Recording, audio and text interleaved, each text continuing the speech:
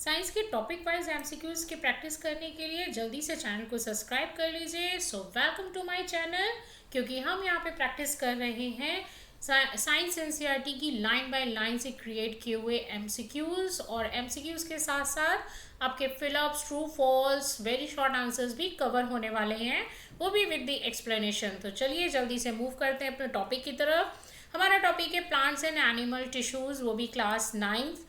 ये class 9th का है, बट इसके क्वेश्चंस जो हैं, एमसीक्यूज जो हैं, वो मेडिकल एग्जाम और वनडे एग्जामिनेशन में भी आते हैं। सो प्लीज़ इसको केयरफुली करिएगा, वीडियो को स्किप मत करिएगा, क्योंकि मैंने लास्ट में इसमें क्विक रिवीजन फॉर्मूले रखे हैं। तो प्लीज़ इसको लास्ट तक देखिए और सब्सक्राइब करना मत भूलिएगा। ये कुछ की पॉइंट्स हैं जो चैनल को स्पेसिफिक बनाते हैं। तो चलिए जल्दी से सब्सक्राइब कर लीजिए और बढ़ते हैं अपने पहले क्वेश्चन की तरफ।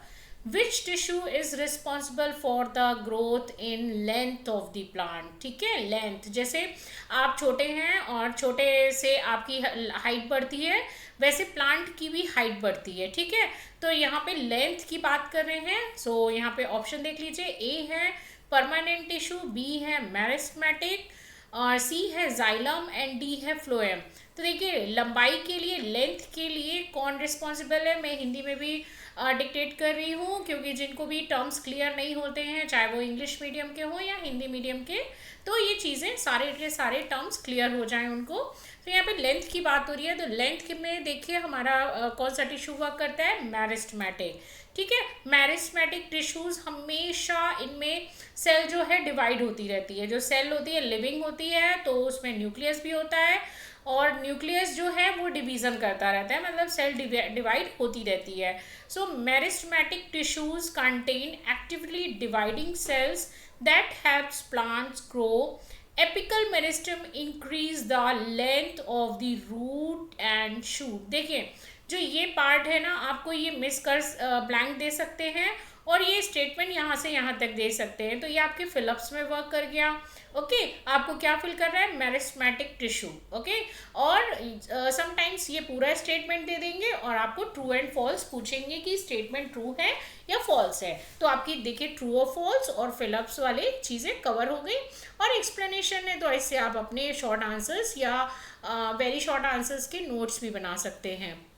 तो ये हमेशा कहाँ पे होते हैं, जो टिप होती है ना वहाँ पे मिलते हैं, राइट। तो मेरिस्टेमेटिक टिश्यू में क्या होता है, सेल डिवाइड होती रहती है, और ये एपिकल मेरिस्टम, एपिकल की बात करें ना, एपिकल मीन्स टॉप पे, जिसमें चाहे वो रूट का हो, यानी कि रूट की टिप, और शूट, शूट क्या होता है, जो सॉइल से पार्ट ऊपर होता है उसे शूट कहते हैं, और जो सॉइल से नीचे होता है उसे रूट कहते हैं। ठीक है, तो रूट किस तरफ बढ़ेगी, इस तरफ नीचे, जियोट्रोपिज्म याद करिए, मेरे पुराने वीडियोस देख लीजिएगा। और ये क्या है, फोटोट्रोपिज्म, तो भी ये सनलाइट की तरफ मूव करता है, तो ये हमेशा टॉप पे रहती है। ओके, तो यहाँ पे एपिकल मेरिस्टम चाहे वो रूट का हो तो रूट नीचे की तरफ ग्रो करेगी, और शूट का शूट ऊपर की तरफ ग्रो करेगा। तो दोनों में ही क्या होते हैं, मेरिस्टेमेटिक टिश्यू, जो लंबाई में उसको बढ़ाते हैं प्लांट को। नेक्स्ट है which plant tissues store food. इनमें से कौन सा प्लांट टिश्यू है जो फूड को स्टोर करता है, यानी कि खाने को बचा के रखता है। ए है कॉलेनकाइमा, बी है पैरेनकाइमा, सी है स्क्लेरेनकाइमा एंड डी है जाइलम। तो याद रखिए फूड का नाम ले रहे हैं ना, फूड जो मतलब आपको एनर्जी प्रोवाइड करेगा, खाना प्रोवाइड करेगा, तो कौन सा टिश्यू ऐसा है जो स्टोर करता है, तो यहाँ पे है पैरेनकाइमा। आपने स्क्लेरेनकाइमा भी पढ़ा, कॉलेनकाइमा भी इसमें देखा। तो देखिए स्क्लेरेनकाइमा ना बहुत ज़्यादा जो ओल्ड हो जाते हैं ना वो होते हैं, और पैरेनकाइमा में क्या होता है, लिविंग टिश्यूज होते हैं। तो जो इनमें क्या है, ये पैरेनकाइमा, इसमें लिविंग टिश्यूज हैं, इनकी भी सेल डिवाइड होती रहती है। मेरिस्टेमेटिक में डिवीजन होती है और फिर बनती है पैरेनकाइमा सेल। तो are the living cell that mainly store food and water. ठीक है, they also help in the photosynthesis, क्योंकि इनमें क्लोरोप्लास्ट होता है, क्लोरोप्लास्ट प्रेजेंट है, तो इसका मतलब कि फोटोसिंथेसिस होगा ही होगा। नेक्स्ट है कॉलेनकाइमा प्रोवाइड, देखिए कॉलेनकाइमा पैरेंकाइमा के बाद क्या बनता है, एक तरीके की सीरीज होती है। मेरिस्टेमेटिक क्या बनाएगा, मेरिस्टेमेटिक बनाता है पैरेंकाइमा। पैरेंकाइमा जब ओल्ड हो जाएगा तो क्या बनाएगा, कॉलेनकाइमा। कॉलेनकाइमा भी हो जाता है तो क्या बनाएगा, स्क्लेरेनकाइमा। ठीक है, तो अब कॉलेनकाइमा क्या प्रोवाइड कर रहा है, food storage, B mechanical support and flexibility, C है वाटर ट्रांसपोर्ट एंड डी है मिनरल ट्रांसपोर्ट। तो देखिए जो पुराने हो जाते हैं तो वो क्या प्रोवाइड करेंगे, आंसर है हमारा B, mechanical support and flexibility. क्यों, क्योंकि पैरेंकाइमा का काम क्या है, फूड का स्टोरेज करना, फोटोसिंथेसिस करना, और यहाँ पे कॉलेनकाइमा का काम क्या है, मैकेनिकल सपोर्ट करना, और जो प्लांट में फ्लेक्सिबिलिटी आती है ना कि ज़रा सी भी अगर तेज़ हवा चल रही है, विंड स्टॉर्म है या फिर रेन है, तो वो टूटते नहीं है। तो ये किसकी वजह से होता है, collenchyma. So collenchyma strength young stems and leaves while allowing them to bend without breaking। ठीक है, वहाँ पे ब्रेक नहीं होता, चाहे कितनी भी आंधी तूफान आ जाए, रेन आ जाए, बहुत ही रेयर होता है कि ये टूट जाए। तो ये किसके थ्रू होता है, कॉलेनकाइमा के थ्रू। नेक्स्ट है, which tissues is made up of the dead cells and with thick lignified wall. ठीक है, इनमें से कौन सा टिश्यू है जो कि डेड सेल से और थिक लिग्निफाइड, लिग्निफाइड मतलब एक तरीके की ना उस पर चिपचिपी तरीके की लेयर होती है। तो इनमें से कौन सा टिश्यू ऐसा है जो थिक वॉल का होता है, लिग्निफाइड का होता है। ए है पैरेंकाइमा, बी है कॉलेनकाइमा, सी है स्क्लेरेनकाइमा, डी है फ्लोएम। तो देखिए यहाँ पे पैरेंकाइमा तो ऑप्शन नहीं हो सकता क्योंकि यहाँ पे लिविंग सेल्स होती हैं। ठीक है, फिर ये लिग्निफाइड सेल की बात कर रहा है तो आंसर है हमारा सी, स्क्लेरेनकाइमा। क्यों, क्योंकि मैंने बताया ये सबसे ज़्यादा ओल्ड वाली होती हैं। स्क्लेरेनकाइमा जो भाई सबसे ज़्यादा ओल्ड है वो डेड हो गई, तो sclerenchyma cells are dead and have a thick lignin walls that provide hardness and strength. ठीक है, जैसे जैसे आप देखोगे कि जो प्लांट है वो ग्रो होता है तो उसमें नीचे से स्टेम जो होता है वो थिक होना शुरू हो जाता है। क्यों, क्योंकि स्क्लेरेनकाइमा जो है वो मैच्योर होने लगती है और धीरे धीरे पैरेंकाइमा जो है वो ऊपर की तरफ बढ़ने लगती है। मेरिस्टम ऊपर हो रहा है तो पैरेंकाइमा को डेवलप करेगा, तो वो ऊपर की तरफ सॉफ्ट वाले पार्ट में शिफ्ट हो जाती है। नेक्स्ट है जाइलम मेनली ट्रांसपोर्ट, जाइलम किसका ट्रांसपोर्ट करता है, ए फूड, बी है वाटर एंड मिनरल, सी है हार्मोन्स एंड डी है ऑक्सीजन। तो जाइलम किसको ट्रांसपोर्ट करता है भाई, आंसर है हमारा B, water and mineral. So xylem carries water and dissolve minerals from root to the all parts of the body. देखिए हमेशा ये याद रखिए, मैंने अपने लास्ट वीडियोस में भी ये बताया है कि जाइलम का जो डायरेक्शन होता है ना, वर्किंग डायरेक्शन, वो हमेशा डाउनवर्ड टू अपवर्ड होता है, मतलब नीचे से ऊपर की ओर। क्यों, क्योंकि प्लांट वही वाटर कंज्यूम करता है जो कि रूट एब्जॉर्ब करती है। आप उसको ऊपर से कितना भी दे दीजिए, उसकी लीफ पे डाल दीजिए या कुछ भी कर लीजिए, वो लीफ उस वाटर को यूज़ नहीं करती है। लीफ खाना बनाने में वही वाटर यूज़ करती है जो कि रूट एब्जॉर्ब करती है। सो रूट देखिए नीचे होती है, राइट, और रूट जो एब्जॉर्ब करेगी वो पानी हर पार्ट को देगी जाके। ठीक है, तो इसका डायरेक्शन एक ही यूनी डायरेक्शनल होता है, यानी कि नीचे से ऊपर की ओर। So xylem carries water and dissolve mineral, soil में जितना भी पानी होगा और उसी में जो मिनरल्स होते हैं सॉइल में, तो वो एब्जॉर्ब करने का काम किसका होता है, जाइलम का। नेक्स्ट है which tissues transport food in plant, इनमें से कौन सा टिश्यू है जो फूड करता है। ठीक है, तो ए है जाइलम, बी है फ्लोएम, सी है एपिडर्मिस, डी है कॉर्टेक्स। तो याद रखिए फूड जो ट्रांसपोर्ट करता है वो है हमारा फ्लोएम, और इसका डायरेक्शन पता है क्या, बोथ डायरेक्शन में होता है, नीचे भी होता है ऊपर भी होता है, मतलब ये प्लांट के हर डायरेक्शन में फ्लो करता है। क्यों, क्योंकि भाई पानी तो देखिए नीचे से आ रहा है, बट फूड कहाँ पे बन रहा है, लीव्स में, क्लोरोप्लास्ट की प्रेजेंट में फोटोसिंथेसिस की प्रोसेस से। अब लीफ को यहाँ खाना बन रहा है तो इसको ऊपर भी एपिकल मेरिस्टम में भी देना है, नीचे रूट तक भी पहुँचाना है, इधर भी देना है, इधर भी देना है, तो ये मल्टी डायरेक्शन में काम करता है। और इसको याद करने का सिंपल फॉर्मूला है फ्लोएम, फ्लोएम हिंदी में लिखेंगे तो फा से आया फ्लोएम। ठीक है, तो ये हो गया फ्लोएम। ठीक है, फ्लोएम फॉर फूड, ओके, और जाइलम, जाइलम यानी कि जल, याद रखिए, जाइलम जल, फ्लोएम फूड। तो phloem transport prepared food from leaves to the different plants part. Next है cork cell are generally, cork cells क्या होती हैं? ए है living and thin walled, B है dead and filled with the air, C है living and chlorophyll containing, and D है soft and flexible. तो याद रखिए जो कॉर्क सेल होती है ना, मैंने आपको जब आपका उस वीडियो में देख लीजिएगा जिसमें सेल स्टार्ट हुआ है, तो वहाँ पे कॉर्क बताइए कि कॉर्क होता क्या है, क्योंकि रॉबर्ट हुक ने जो साइंटिस्ट थे हमारे, उन्होंने कॉर्क में ही तो देखा था पतली सी थिन निकाल के कि सेल क्या होती है। तो वो कॉर्क क्या होती है? आंसर है हमारा यहाँ पे बी, डेड होती है, ठीक है, and filled with the air. मतलब अगर आप उस कॉर्क को पानी में डालते हैं ना तो वो डूबेगी नहीं, सिंक नहीं करेगी, वो फ्लोट करेगी। क्यों? क्योंकि उसमें एयर जो स्पेस होता है ना, तो उसकी डेंसिटी को वो कम कर देता है, इसलिए क्या होता है कि वो फ्लोट करेगी, एयर फिल्ड होती है। Cork cell are dead and waterproof, protecting plants from water loss and injury. ठीक है, ये किससे बचाती है प्लांट्स को? जो वाटर लॉस होता है या फिर कभी भी इंजरी हो जाती है बाय द वे, तो उससे बचाता है। तो ये कहाँ पे होगी? सबसे आउटर पे, ठीक है। क्यों? क्योंकि ये वाटर प्रूफ भी है, प्रोटेक्ट कर रही है, तो सबसे बाहर होना चाहिए। ऐसा तो है नहीं है बॉडीगार्ड घर के अंदर बैठा है, बाहर लोग खुले घूम रहे हैं, तो बॉडीगार्ड कहाँ रहता है? सबसे आगे, ठीक है। तो याद रखिएगा कॉर्क सेल्स क्या होती है? डेड और filled with the air. Next है which tissues form the outer protecting covering of the plant. मतलब प्लांट में आउटर, जैसे कोई भी आपने प्लांट सेल को देखा तो उस सेल में आउटर कवरिंग पे क्या होता है? ए एपिडर्मिस, बी जाइलम, सी फ्लोएम, डी कॉर्टेक्स। ठीक है, तो यहाँ पे आउटर कवरिंग पे क्या होगा? सबसे टॉप पे, मतलब सबसे अबव लेयर किसकी होगी? एपिडर्मिस की।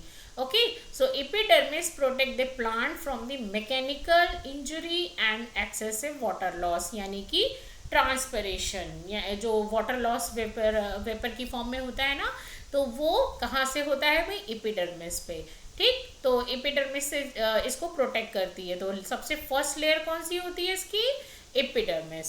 नेक्स्ट है which meristem is responsible for increasing the girth of stem. इनमें से कौन सा मेरिस्टम रिस्पॉन्सिबल है, मतलब कॉज है increasing the girth of system.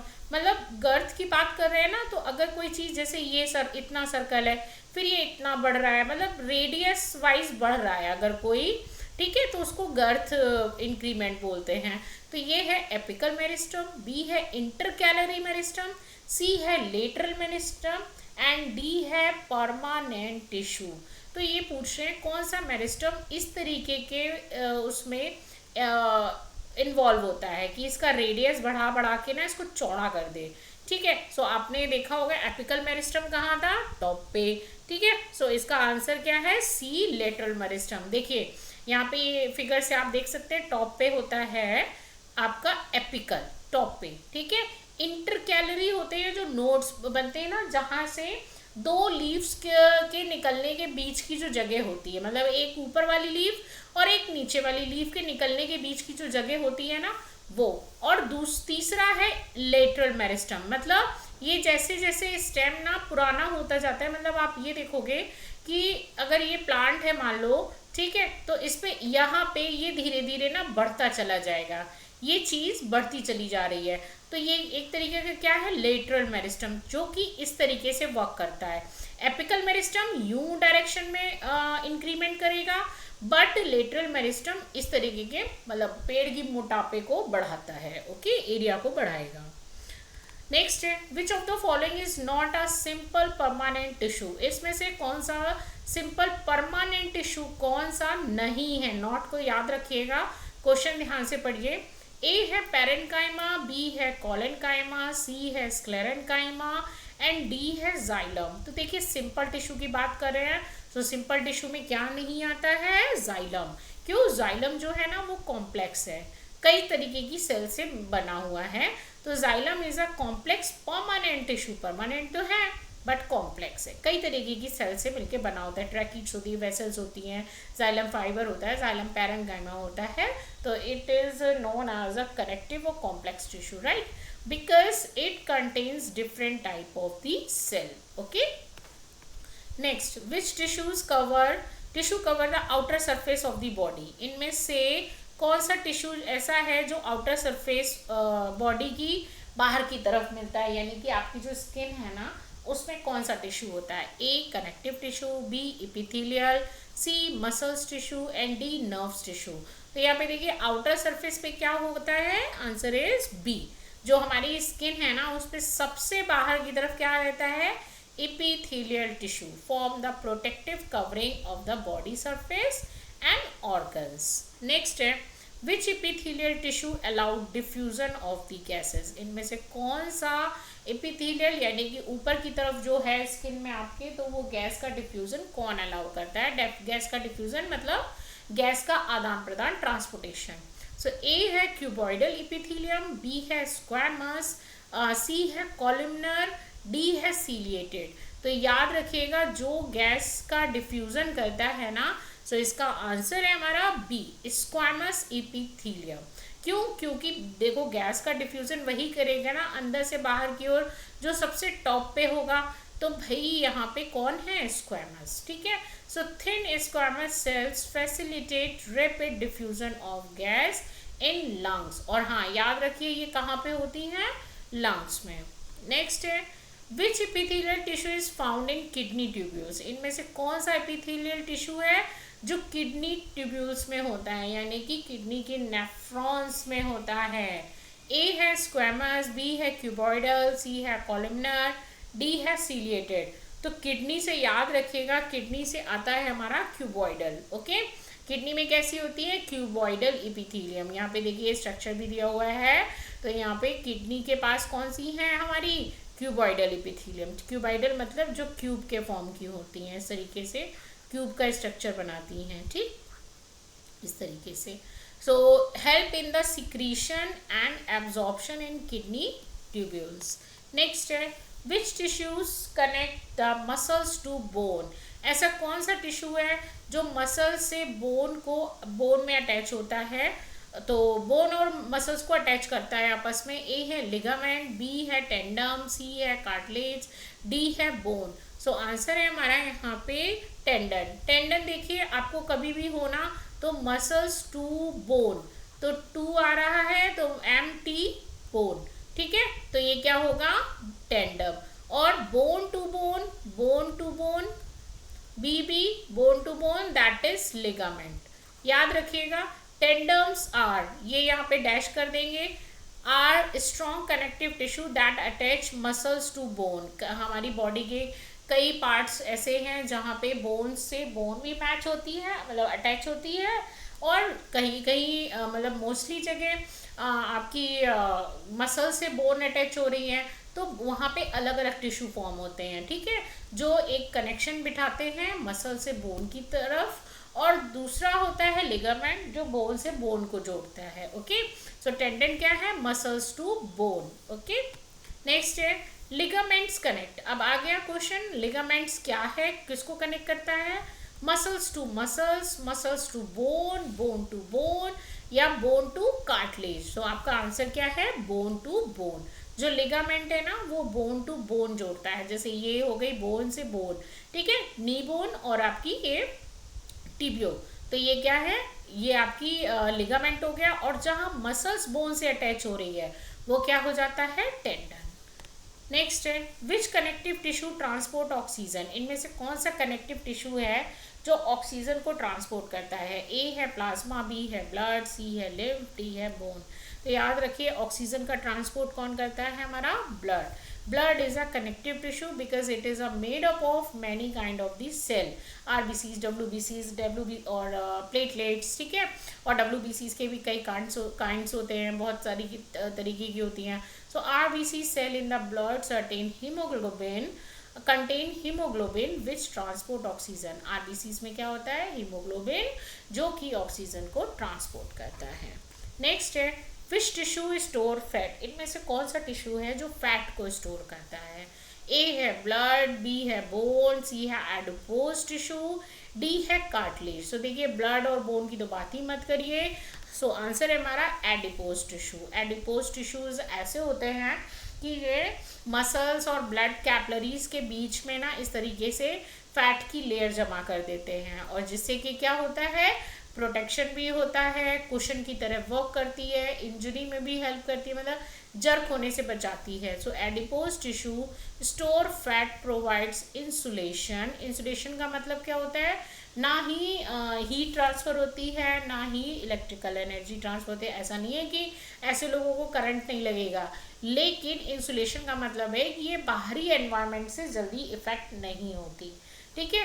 And cushion organ, ये कुशन की तरह वर्क करती है, मतलब एक तरीके का सॉफ्टनेस प्रोवाइड करती है।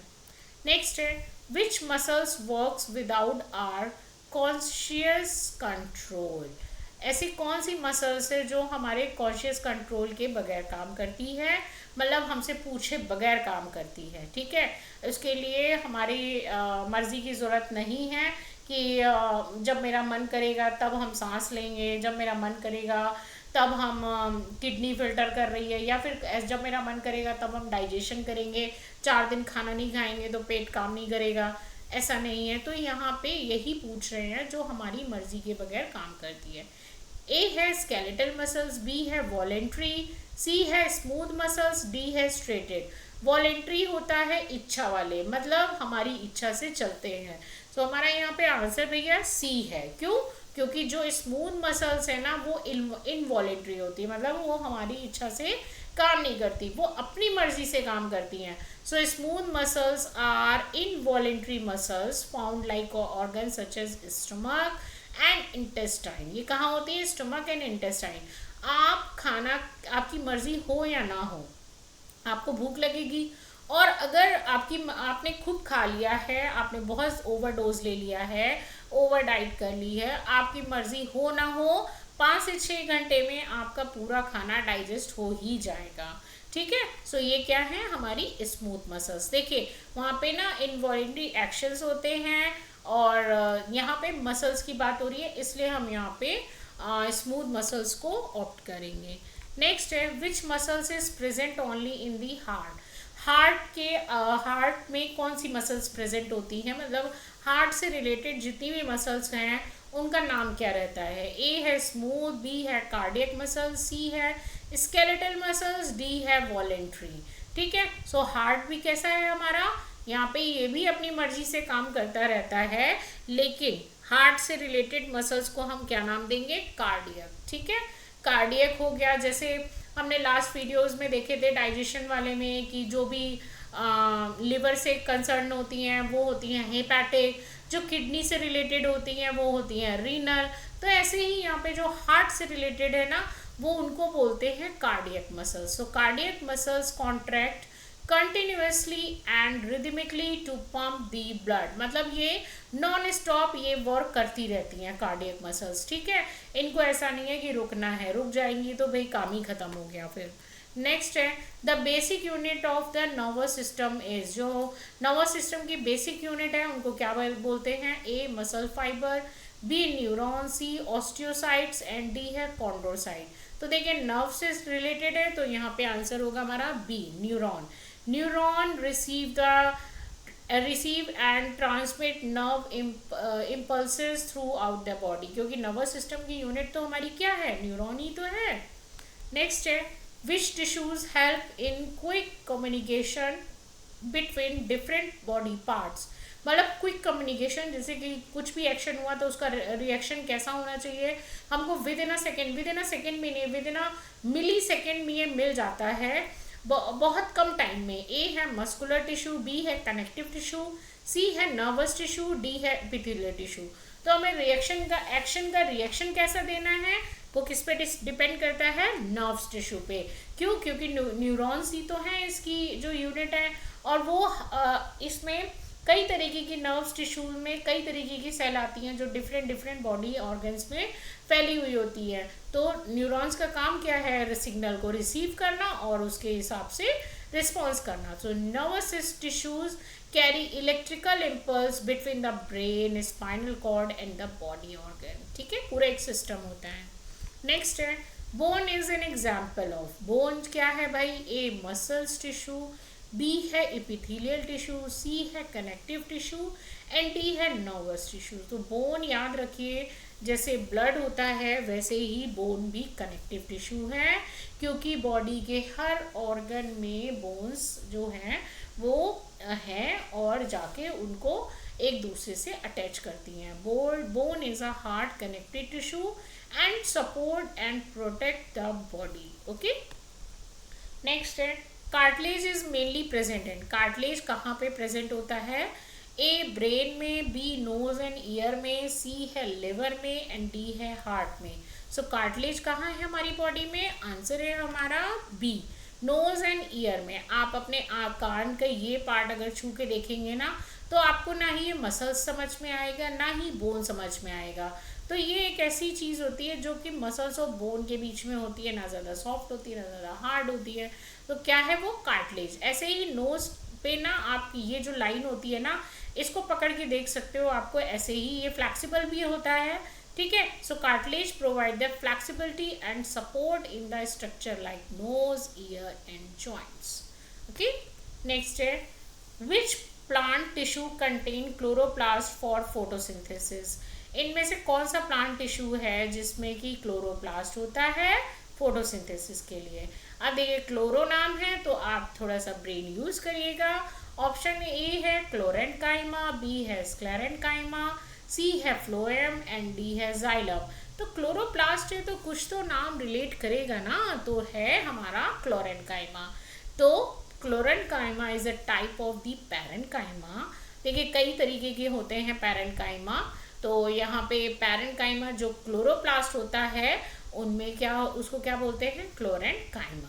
Contain chloroplast that perform the photosynthesis, right. Next है which of the following is a complex permanent tissue. इनमें से कॉम्प्लेक्स परमानेंट टिश्यू क्या है? ऑलरेडी हम डिस्कस कर चुके हैं, बट क्वेश्चन किसी और तरीके से आया था। सो ए है पैरेंकाइमा, डी है कॉलेनकाइमा, सी है स्क्लेरेंकाइमा एंड डी है फ्लोएम। तो याद रखिएगा कॉम्प्लेक्स परमानेंट टिश्यू कौन सा है हमारा? फ्लोएम। ठीक है, क्योंकि ये इनमें एक लिविंग सेल होती है, बाकी डेड सेल्स होती हैं। Phloem is a complex tissue made up of the sieve tube, companion, phloem parenchyma and phloem fiber। क्योंकि कई तरीके की टिश्यू सेल से मिलके बनी हुई है, इसलिए इसको क्या बोला गया है? Complex tissue. Okay, parenchyma. Transport food throughout the plant. Okay, so क्या है हमारा आंसर? फ्लोएम। अब ये कई तरीके की टिश्यू से मिलके, सेल से मिलके बनी हुई है, इसलिए ये एक तरीके का टिश्यू है। ओके, सो ये है क्विक रिवीजन के कुछ स्टेप्स। एपिकल मेरिस्टम जो इंक्रीज करते हैं लेंथ में, लेटरल जो गर्थ में यानी कि इस तरीके से रेडियस में बढ़ेगा, राइट। पैरेंकाइमा स्टोरेज के लिए, कॉलेनकाइमा फ्लेक्सिबल सपोर्ट के लिए, मैकेनिकल सपोर्ट के लिए, स्क्लेरेंकाइमा हार्ड हो जाते हैं बिल्कुल जस्ट लाइक स्केलेटल वर्क करते हैं, इसलिए स्केलेटल क्या करता है? सपोर्ट करता है, बॉडी स्ट्रक्चर फॉर्म करता है, तो ये स्क्लेरेंकाइमा। जाइलम फॉर जल and mineral, phloem for food, epithelial सबसे बाहर होती है भाई प्रोटेक्शन के लिए, कनेक्टिव टिश्यू क्या करते हैं? सपोर्ट और ट्रांसपोर्ट का काम करते हैं, मस्कुलर टिश्यू भाई मूवमेंट के लिए and nervous tissue control and coordination के लिए। आई थिंक अभी तक आपको कुछ ना कुछ तो एमसीक्यूज लर्न हो गए होंगे। तो अगर ये वीडियो आपके लिए यूजफुल है तो जल्दी से चैनल को लाइक, शेयर और सब्सक्राइब कर दीजिए। और क्योंकि इससे रिलेटेड जितने भी वीडियो हैं वो आपको बिना डिस्टर्बेंस के मिलते रहेंगे, तो सब्सक्राइब करना मत भूलिएगा। सो मिलते हैं नेक्स्ट वीडियो में। Thank you so much for watching this video.